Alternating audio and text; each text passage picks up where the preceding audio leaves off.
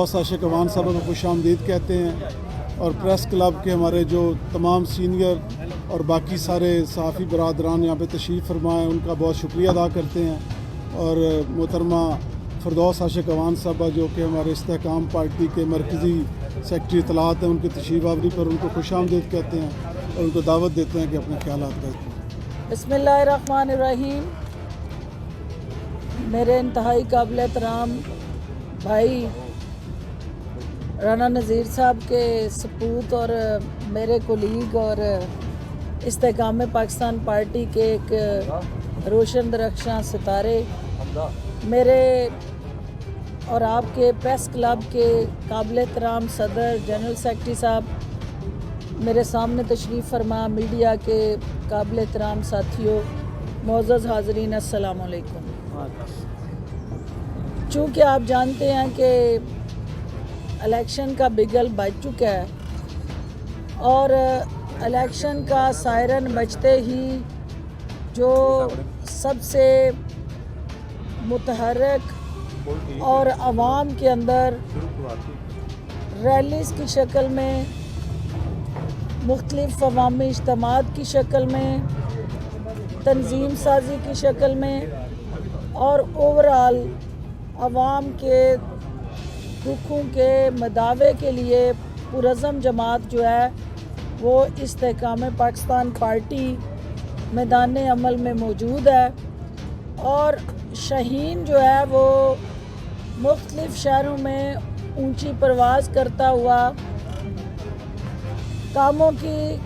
گجرانوالہ میں اپنا پڑاؤ جو ہے اس کا مسکن بنا کے، اس مسکن کے اندر رانا نذیر صاحب اور ان کے ساتھیوں کی طاقت، عوامی قوت، عوام کے ساتھ ان کا جو ایک لازوال رشتہ اور پذیرائی ہے، وہ شاہین جو ہے اپنے اس مسکن میں اس وقت بھرپور پنجے گاڑ چکا ہے، اور استحکام پاکستان پارٹی کل اسی شاہین کی پرواز کو بلند کرتے ہوئے یہاں کاموں کی ہمارے گجرانوالہ ڈویژن، اس کے ایسوسیٹڈ مرید کے سمیت جہاں جہاں ہمارا ورکر اور پاکستان کے اس وقت محب وطن شہری بستے ہیں، ان کی توجہ کا محور اور مرکز استحکام پاکستان پارٹی ہے۔ استحکام پاکستان پارٹی کا وجود 9 مئی کے بعد کے واقعات کی وجہ سے عمل میں آیا، اور استحکام پاکستان کی قیادت جہانگیر ترین صاحب کی زیرک، مدبر، عوام دوست سوچ اور پالیسیز، اور علیم خان صاحب کی ایک نوجوان پرعزم جدوجہد مل کے استحکام پاکستان پارٹی کے پلیٹ فارم سے اپنے ان شہریوں کو، ان کارکنان کو، ان ورکرز کو جو پی ٹی آئی کے ساتھ جڑے تھے، اس نظام سے چھٹکارا پانے کے لیے، جنہوں نے باقی جماعتوں سے علیحدگی اختیار کی تھی اور پی ٹی آئی کو اپنی طاقت کا سرچشمہ مانتے ہوئے اس ملک کے اندر ناانصافی کا دور ختم کرنے، یہاں میرٹ کی بالادستی کو یقینی بنانے، یہاں تھانے اور کچہری کی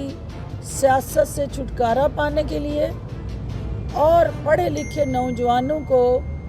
ایک ایسے پاکستان کی تعبیر دینے کے لیے جس کا خواب جو ہے وہ علامہ اقبال نے دیکھا، اور پاکستان بننے کے لے کے آج تک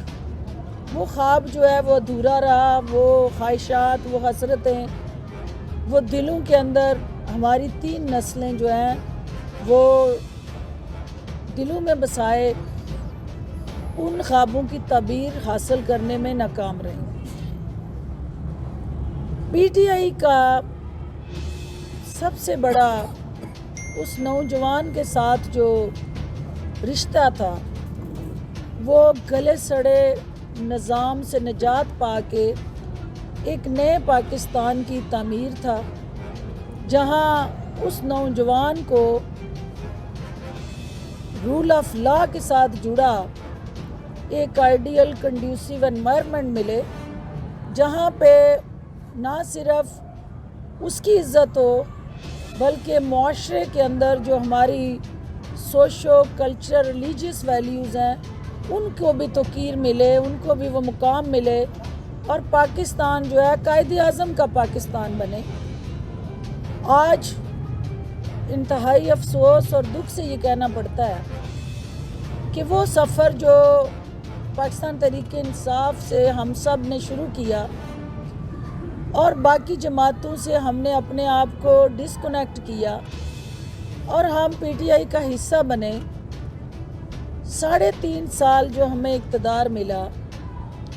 हमारी तरजीहात जिसके लिए लोगों ने हमें वोट दिया, जिसके लिए लोगों ने हमें मैंडेट दिया, वज़ीर आज़म हाउस तक और वज़ीर आला हाउस तक हमारी रसाई को यकीनी बनाया, क्योंकि ये आपका क्रेडिट था, अवाम का क्रेडिट था कि उन्होंने 2 जमातें जो नस्ल दर नस्ल